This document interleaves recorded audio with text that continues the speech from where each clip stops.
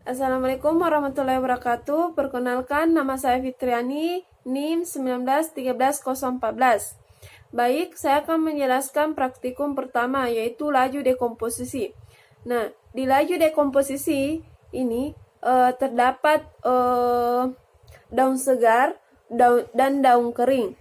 Nah, daun yang saya ambil adalah daun durian, di mana daun ini dimasukkan dalam liter bag, kemudian polybag diisi dengan tanah 1/2 tanah, kemudian liter bag tersebut dimasukkan, kemudian ditimbun dengan tanah lagi hingga polybag tersebut penuh.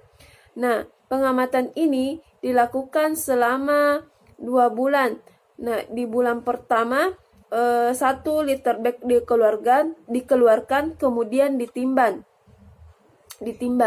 Nah, di mana hasil penimbangan ini, di bulan pertama daun segar seberat 2,8 dengan laju dekomposisi 24, daun kering 8,5 dengan laju dekomposisi 5, daun segar dicaca berat daun 2,7 dengan laju komposisi 24,33, kering dicaca berat daun 5,6 dengan laju dekomposisi 84,37. Di sini didapatkan hasil daun segar berat daun yaitu 2,3 dengan laju dekomposisi 12,83, daun kering berat daun yaitu 9,6 dengan laju dekomposisi 0,6, segar dicaca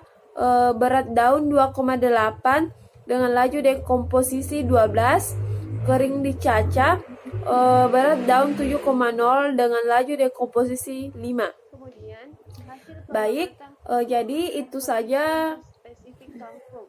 Di sini ada B1, B2 dan B3. Nah, di sini B1 tinggi tanaman di polybag 1 dan 2 ya, karena setiap pengamatan itu terdiri dari 2 polybag. Itu misalnya B1 terdiri dari 2 polybag, begitupun polybag 1, polybag 2, begitupun dengan B1, B2, B3 dan A1, A2 dan A3 yang tadi. Jadi B1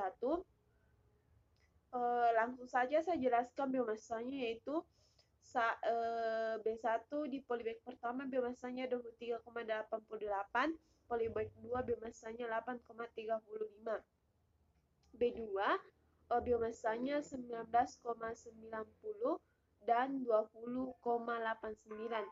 Di B3 biomasanya 20,50 dan 21,29. Jadi tadi kita membahas tentang biomasa interspesifik ya, pengamatan komposisi interspesifik. Nah, perlu saya jelaskan, adapun rumus biomasa di sini yaitu berat kering per luas permukaan plot. Terus rumus menghitung luas permukaan plot yaitu L sama dengan VR pangkat 2, di mana V sama dengan 3,14 kali 40 pangkat 2 cm, karena polybag yang kita gunakan adalah polybag ukuran 40. Kemudian dari 40 pangkat 2 yaitu 1600, jadi 3,14 kali 1600, hasilnya 0,1256 meter kubik. Kemudian mana ya? Tadi di B1 berat keringnya, B1 berat keringnya itu 9,7 per 0,55025 ya, seperti itu ya seterusnya. Jadi berat keringnya dibagi luas permukaan plot dari 3,14 kali 1600, yang hasilnya kalau tidak salah tadi itu 0,5025. Begitu seterusnya. Kemudian praktikum ketiga. Di praktikum ketiga ini yaitu tentang faktor pembatas. Di sini ada dua perlakuan, yaitu 100% cahaya dan 0% cahaya. Jadi sini di A1 itu 0% cahaya, di mana tinggi tanamannya yaitu 5 cm dan jumlah daun helainya adalah 2. Kemudian A1 A2 100% cahaya dengan tinggi tanaman 10 cm dan jumlah helai daun 2 juga. Nah, sehingga totalnya itu tinggi tanaman 15, jumlah daun helai 4. Kemudian praktikum ketiga. Di praktikum ketiga ini yaitu tentang faktor pembatas. Di sini ada dua perlakuan, yaitu 100% cahaya dan 0% cahaya. Jadi sini di A1 itu 0% cahaya, di mana tinggi tanamannya yaitu 5 cm dan jumlah daun helainya adalah 2. Kemudian A1 A2 100% cahaya dengan tinggi tanaman 10 cm dan jumlah helai daun 2 juga. Nah, sehingga totalnya itu tinggi tanaman 15, jumlah daun helai 4. Di pengamatan minggu kedua, A1 0% cahaya, tinggi tanamannya 15, jumlah helai daunnya itu 5.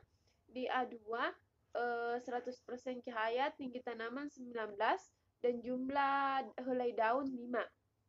Jadi bisa dikatakan bahwa tanaman yang memiliki cahaya yang banyak akan memiliki kesempatan atau bisa tumbuh lebih besar dibandingkan tanaman yang tidak memiliki cahaya dan memiliki cahaya.